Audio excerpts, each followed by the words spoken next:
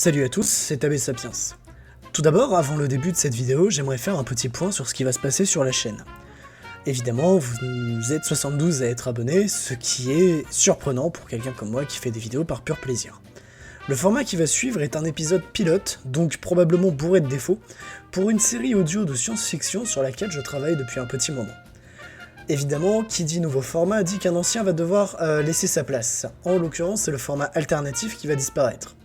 Le fait est que non seulement je ne maîtrise pas aussi bien que je l'aimerais les uchronies, mais que ce n'est pas un format très populaire sur la chaîne. Ce projet compte énormément pour moi et j'espère vraiment qu'il se concrétisera. Aussi, je ne le demande jamais, mais pour cette fois, je vais en appeler à votre sens du devoir et vous demander, si la vidéo vous plaît, de mettre un pouce bleu et un commentaire si possible afin de me faire part de vos retours, de votre appréciation ou de toute autre remarque qui pourrait être constructif. La série ne sera pas réalisée seule, puisque je vais faire appel à beaucoup d'amis pour le doublage, mais également à mon amie Héloïse pour les illustrations en tant que dessinatrice. Les images que vous allez voir pour le pilote sont cependant des images trouvées sur internet et sur Pinterest, en espérant que vous passiez un très bon moment. Il y a des jours où même le sable semble plus agréable que les caresses d'une femme. Le vent fouette mon visage et les grains qu'il soulève ne me rendent pas la tâche plus aisée. Je suis pourtant à quelques écarts d'Astrahem, capitale de l'Empire Asgloth. C'est à croire que tout commence par Az chez eux. La tempête a eu raison de la plupart des soldats censés m'escorter. Mais après tout, j'ai toujours préféré me débrouiller seul.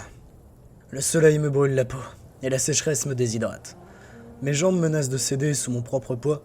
Pourtant, je me refuse à faire don de mon corps au désert aride. J'entrevois déjà les portes de la cité, et j'imagine déjà la musique des rues et l'agitation du marché. Les chaînes sont encore présentes sur mes poignets et ne me brûlent plus vraiment.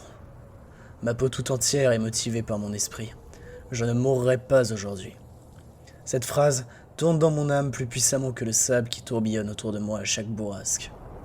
Hier, je n'avais pas la moindre chance, mais maintenant qu'ils n'en sont plus que deux pour me surveiller, je peux foutre le camp à tout moment. Il me faut juste me débarrasser d'eux.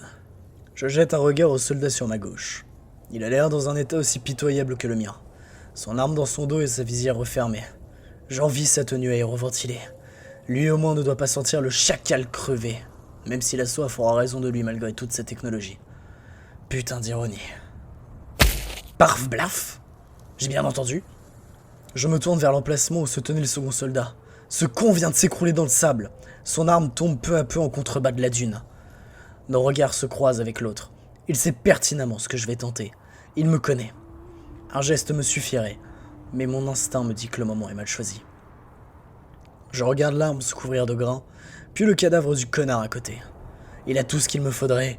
Armure, munitions, mais pas d'eau, putain. Pas une seule goutte d'eau. Je tourne mon regard vers mon accompagnateur. Ce dernier a dégainé.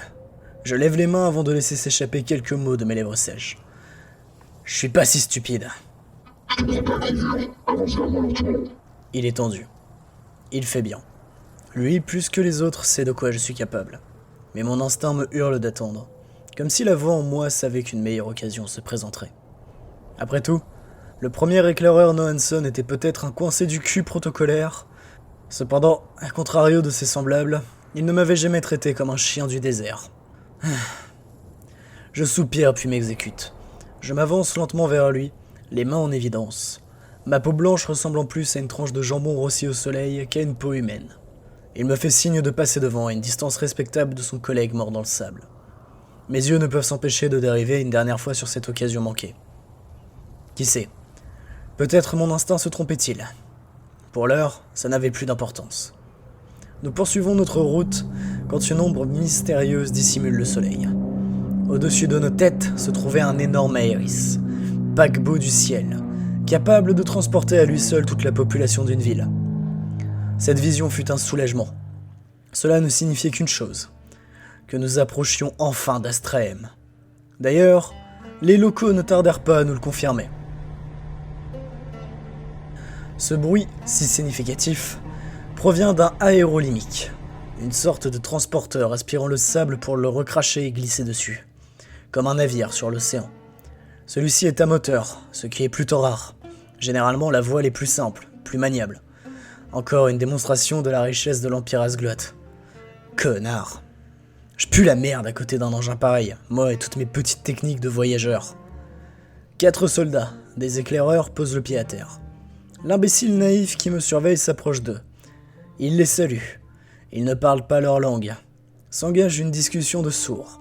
L'un essaie de se faire comprendre avec des grands signes de bras. Les autres se demandent s'ils vont me tuer ou juste le faire prisonnier. L'Empire Asgloth et la République Kuram ne sont pas officiellement en guerre, mais on ne peut pas dire que ce soient les meilleurs amis de la planète. Je m'attends au pire. Putain d'instinct. La prochaine fois, ferme ta gueule.